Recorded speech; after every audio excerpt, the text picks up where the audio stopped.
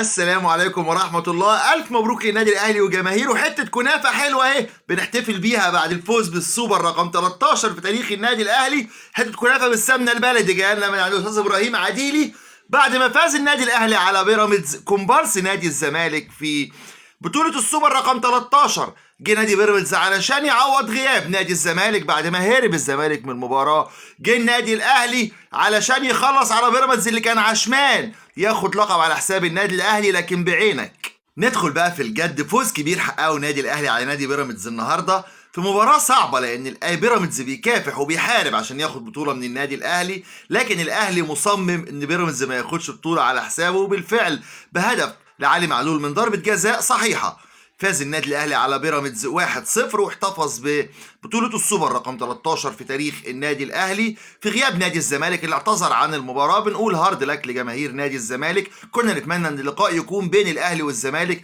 لكن الظروف منعت وعناد مرتضى منصور منع الزمالك انه يكون موجود في بطولة السوبر.